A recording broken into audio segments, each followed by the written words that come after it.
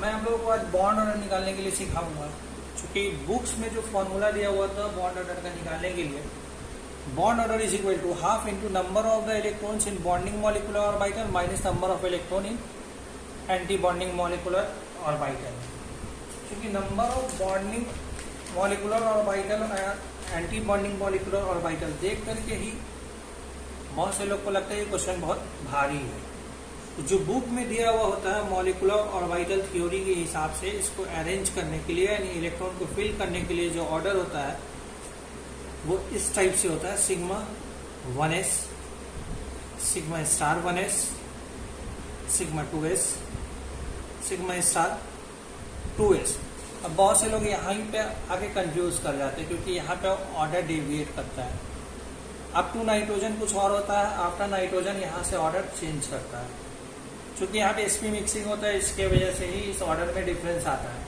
तो up to nitrogen की जो बात हम करेंगे तो वहां पर सिग्मा स्टार 2s के बाद पाई 2px जो कि लगभग बराबर एनर्जी में होता है, पाई 2py, उसके बाद आता है सिग्मा 2pz, उसके बाद फिर pi star 2px equal to लगभग बराबर एनर्जी में, इक्वल का साइन इसीलिए है, 2py और सिग्मा स्टार 2pz।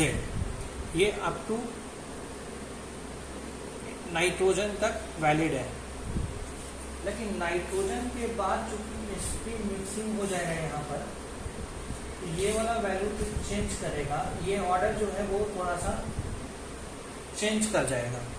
तो जो ऑर्डर चेंज करने के बाद आएगा वो sigma 1s, sigma star 1s, sigma 2s, sigma star 2s। अब यहाँ पर जो है चेंज करेगा और सिग्मा 2pz, पाई 2px, पाई 2py से पहले आ जाएगा और फिर ऑर्डर वही सेम रहेगा, 2px equal to pi star 2py और सिग्मा स्टार 2pz। अब मान ले रहे हैं कि इतना हमको लिखना पड़ेगा।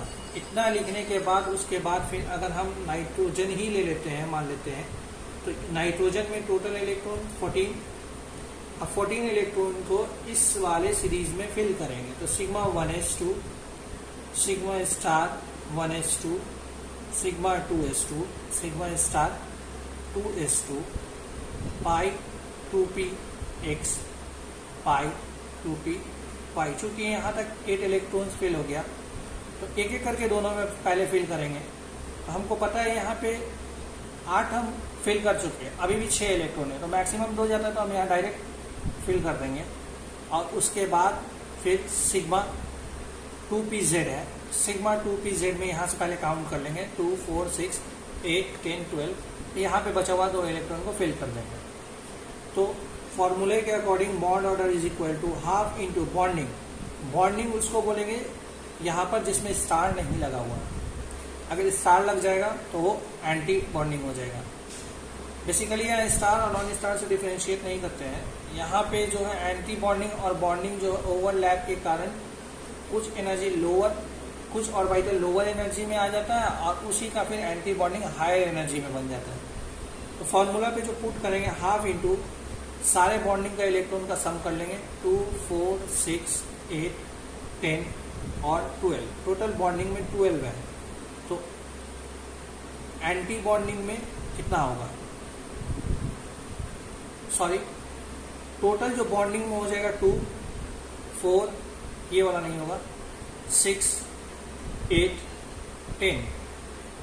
10 और एंटी बॉन्डिंग में कितना होगा, 2, 4। कितना हो गया, हाफ इंटू 6 इक्वल टू 3। यहाँ पे जो बॉन्ड ऑर्डर आया वो 3 हो गया। अब इतना करने के बाद हमको ये पता चलेगा कि बॉन्ड ऑर्डर 3 आया।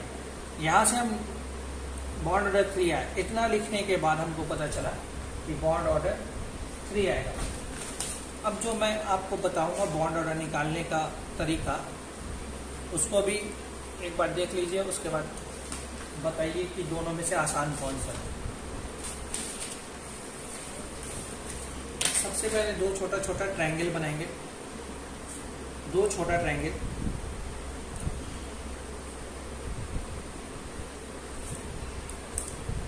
और एक बड़ा सा ट्रायंगल बनाएंगे। ठीक है, अब जो छोटे छोटे हम लोगों ने ट्रायंगल्स बनाए हैं, उस ट्रायंगल्स के सबसे नीचे वाले, उस ट्रायंगल के सबसे लेफ्ट हैंड में जो सबसे नीचे पोर्शन है वहां पे हम लोग 0 पुट करेंगे। यहाँ जो ब्लैक पेन से मैं लिख रहा हूँ 0 1 2 3, वो नंबर ऑफ इलेक्ट्रॉन होगा। तो ये जो छोटा छोटा जो ट्रायंगल है उसके लाइन को 20 से डिवाइड करेंगे। तो यहाँ 1 लिखेंगे और यहाँ 2 लिखेंगे, फिर यहाँ 3, यहाँ 4 5 6। यहाँ सबसे पहले क्या करेंगे, यहाँ टॉप मोस्ट पोजीशन पे 14 लिख देंगे, 14, और यहाँ 0, और ये राइट हैंड साइड पे जो होगा यहाँ 20 लिख देंगे।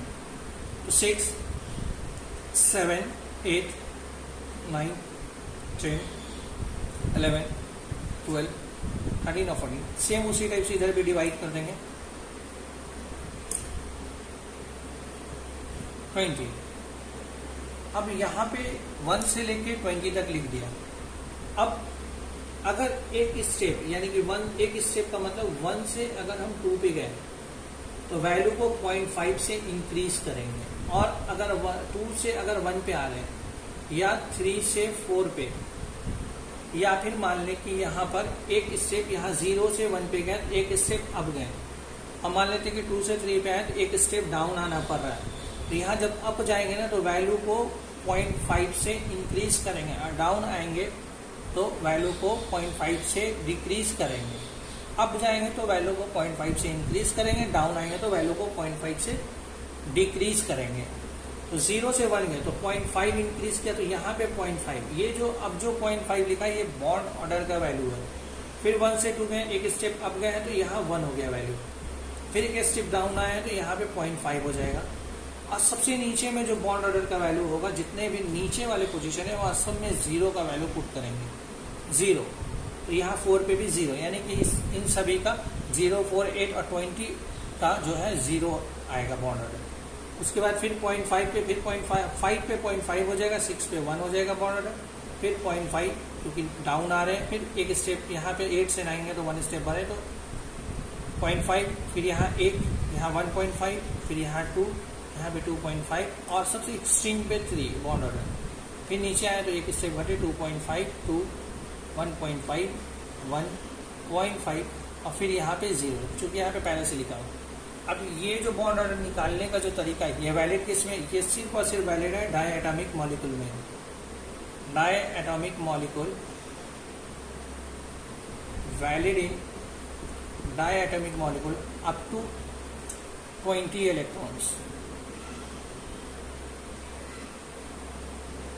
ठीक है, अब यहाँ पे से इसी ट्रायंगल से हम लोग निकाल सकते हैं कि मॉलिक्यूल पैरामैग्नेटिक है कि डायामैग्नेटिक है। तो उसके लिए अगर वैल्यू फ्रैक्शन में आ रहा है तो मॉलिक्यूल पैरामैग्नेटिक है, और अगर वैल्यू फ्रैक्शन में है पैरामैग्नेटिक, वैल्यू अगर होल नंबर है तो डायामैग्नेटिक। इसमें से 5 एक्सेप्शन याद रखना है,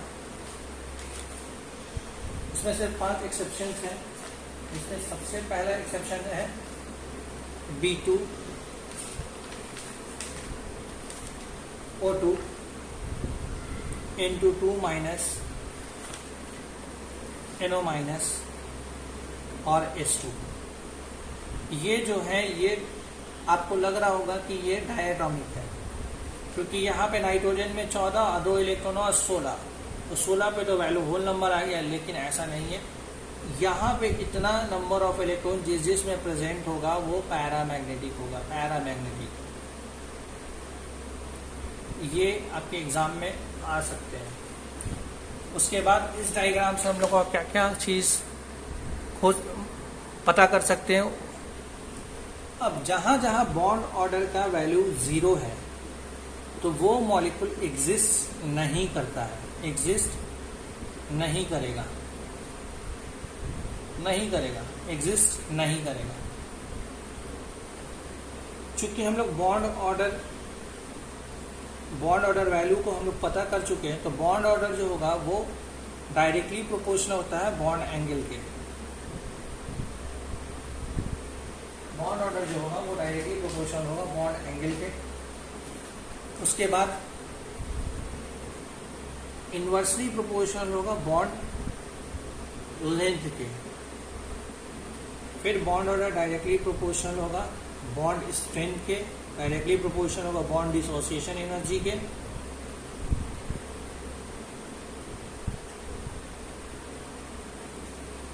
बॉन्ड डिसोसिएशन एनर्जी के। तो इस एक डायग्राम से हम लोगों ने इतनी चीजों का पता किया।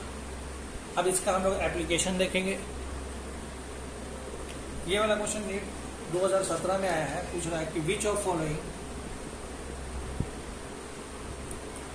Pairs of species have same bond order. पहला ऑप्शन दिया है O2 NO प्लस, बी में है CN माइनस CO, सी में है N2 O2 माइनस और डी में है CO NO।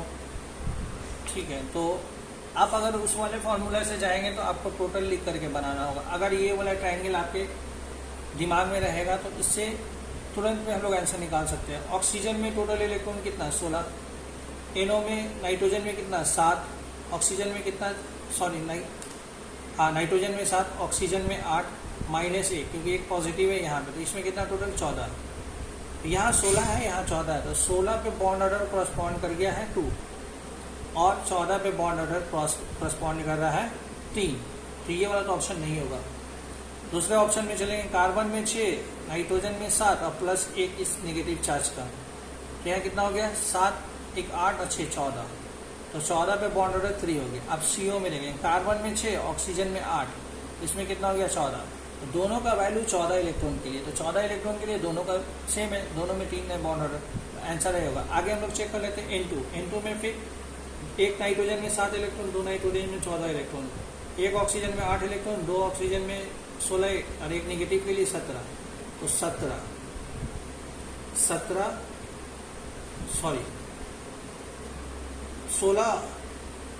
2 ऑक्सीजन के लिए, एक ऑक्सीजन के लिए 8 इलेक्ट्रॉन, 2 ऑक्सीजन के लिए 16 इलेक्ट्रॉन, एक नेगेटिव चार्ज।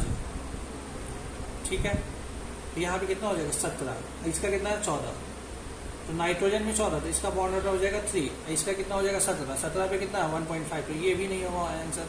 अब यहाँ देखते हैं, कार्बन में 6, ऑक्सीजन में 8, इसका कितना हो जाएगा 14, तो 14 पे कितना है 3, फिर इसका चेक करेंगे, इसका हो गया 7, इसका हो गया 8, 8 7 15, तो इसका कितना है 2.5, तो ये भी नहीं होगा। आंसर कौन सा हो जाएगा, आंसर हो जाएगा आपका बी। यहाँ पे नीट 2017 में एक क्वेश्चन पूछे, 2015 में एक क्वेश्चन पूछा गया है कि correct bond order in following species. Option A में दिया है O2 2 प्लस बड़ा है उससे, O2 माइनस से भी बड़ा है, O2 फिर प्लस। बी ऑप्शन में है O2 प्लस उससे बड़ा है, O2 माइनस उससे बड़ा है, O2 2 प्लस।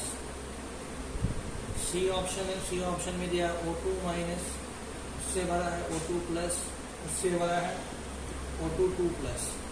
फिर एक डी ऑप्शन है जहाँ पे दिया गया O2 2 प्लस है,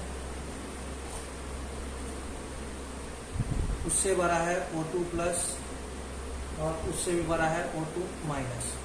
यहाँ पे इसको सॉल्व कैसे करेंगे, तो O2 2 प्लस दिया है सबसे पहले, तो O2 2 प्लस है तो ऑक्सीजन में कितना 16, उसमें से 2 पॉजिटिव किया तो 2 माइनस हो गया, तो इसका कितना O2 2 प्लस का 14 पे बॉन्ड ऑर्डर कितना 3। ठीक है, उसके बाद एक फिर दिया गया है O2 माइनस, तो O2 का कितना 16 माइनस है तो +1 कर देंगे, तो 17 में बॉन्ड ऑर्डर कितना 1.5, उसके बाद दिया गया है O2 प्लस, O2 में कितना 16, चूंकि प्लस है तो -1 कर देंगे तो 16 - 1 15, 15 पे बॉन्ड ऑर्डर कितना है 2.5, तो इसका ऑर्डर क्या हो जाएगा, सबसे ज़्यादा हो जाएगा O2 2 प्लस, उसके बाद O2 प्लस, सबसे कम किसका हो जाएगा O2 माइनस, तो ये वाला ऑर्डर किसमें है, ये ऑर्डर सी में है, तो आंसर क्या हो जाएगा, आंसर हो जाएगा सी।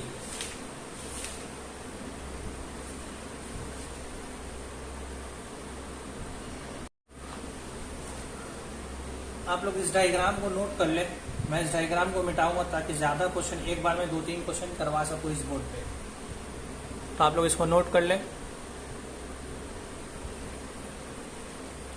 ये वाला क्वेश्चन पूछा गया है नीट 2013 जो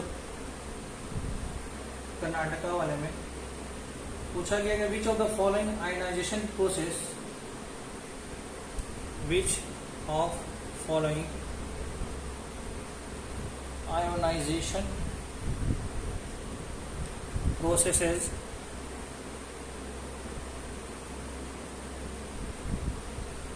the bond energy increase and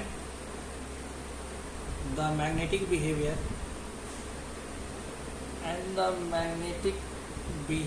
changes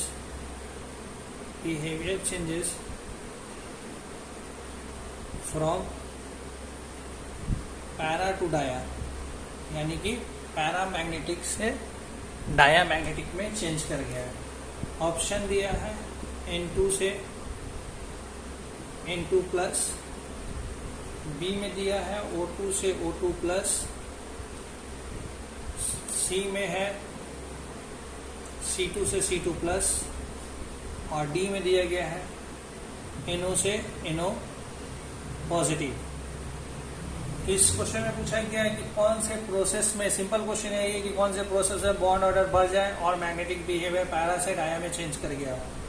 तो N2 में बॉन्ड ऑर्डर जो था वो 3 था, तो N2 प्लस में उस फिगर को आप लोग देखिए, N2 प्लस में जो इसका बॉन्ड ऑर्डर हो गया वो 2.5 हो गया। यहाँ पे डायामैग्नेटिक था और यहाँ पे पैरामैग्नेटिक हो गया है। यहाँ डाया से पैरा में गया है, डाया से पैरा में गया, ना कि पैरा से डाया में। दूसरा ऑप्शन में O2 से O2 प्लस, वहाँ पे एक्सेप्शन मैंने 5 लिखाया था, यहाँ पे O2 है, तो O2 का बॉन्ड ऑर्डर जो था वो कितना है, O2 का जो बॉन्ड ऑर्डर उस डायग्राम में 2 है, और O2 प्लस का कितना हो जाएगा 1.5, ठीक है।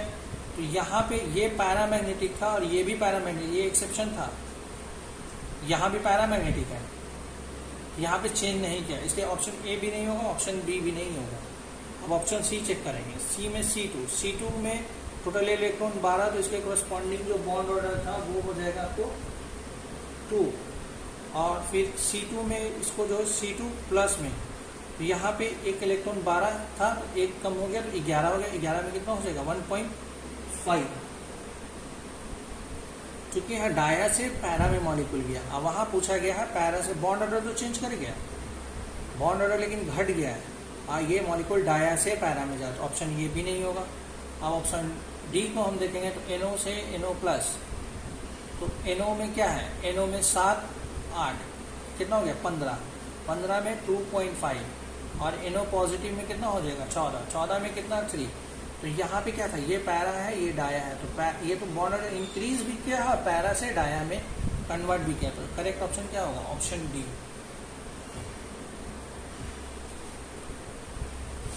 अब ये वाला क्वेश्चन पूछा गया है नीट, जब उस टाइम में AIPMT था, नीट तो नहीं था, AIPMT 2010 में पूछा गया है कि which one of following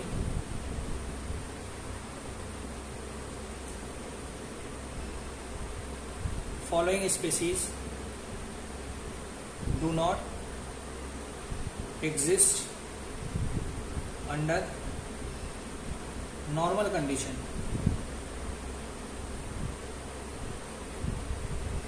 option A में दिया है BE2 पे पॉजिटिव, बी में दिया है Be2, सी में दिया है B2 और डी में दिया है Li2। ठीक है, तो हाइड्रोजन, हीलियम, लिथियम और बेरिलियम। बेरिलियम में इलेक्ट्रॉन 4, एक बेरिलियम में 4, तो 2 बेरिलियम में 8।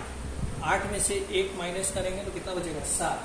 7 पे जो बॉन्ड ऑर्डर है वो है 0.5। दूसरा है बेरिलियम, यहाँ तो माइनस नहीं करना, तो 4 और 4 8। 8 पे बॉन्ड ऑर्डर कितना है? 0। यहाँ कितना है? B2। बोरॉन, बोरॉन में कितना हो जाएगा? 10। बोरॉन में कितना हो जाएगा? बोरॉन में हो जाएगा 10। बोरॉन में हो जाएगा 10, तो 10 पे बॉन्ड ऑर्डर कितना है? 1।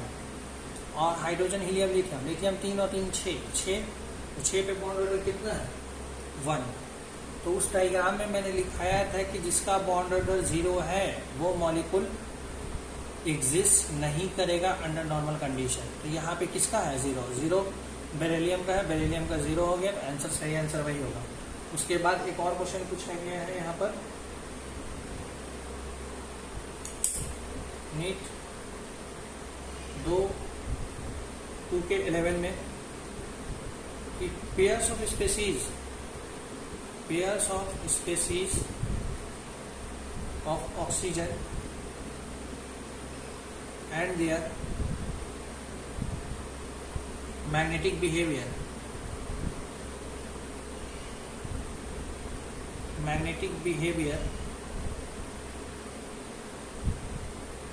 are noted below.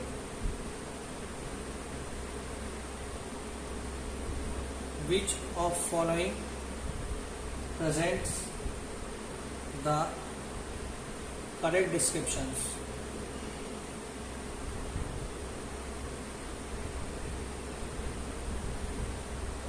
Option A में है O2 माइनस, O2 माइनस, इसको दिया है दोनों, बोथ डायामैग्नेटिक है। बी ऑप्शन में है O plus, O2 minus, O2 plus, O2 minus दिया है, बोथ पैरामैग्नेटिक है। सी ऑप्शन में दिया है O2 plus, O2 both paramagnetic. Option D में दिया है O2 और O2 माइनस, बोथ पैरा।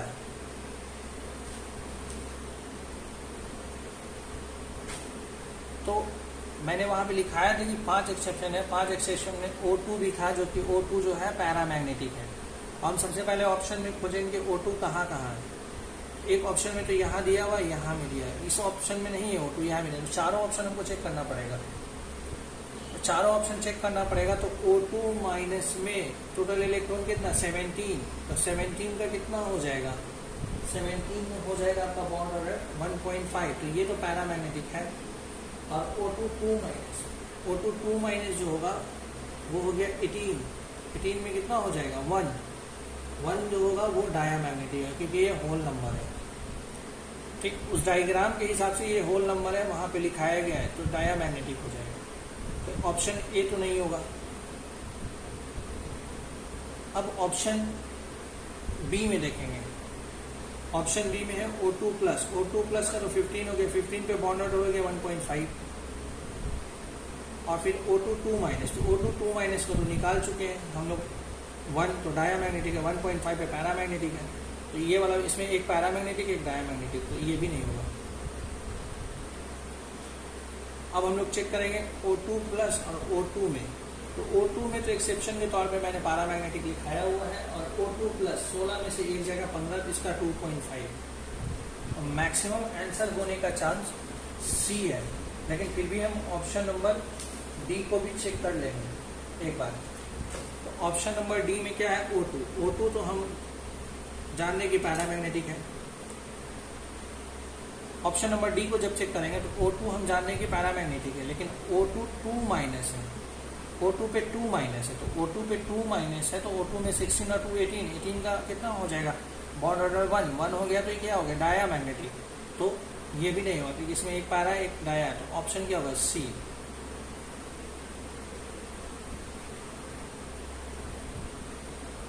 तो आज के लिए बस इतना ही, फिर अगले क्लास में नेक्स्ट कॉन्सेप्ट ले करके नया लेक्चर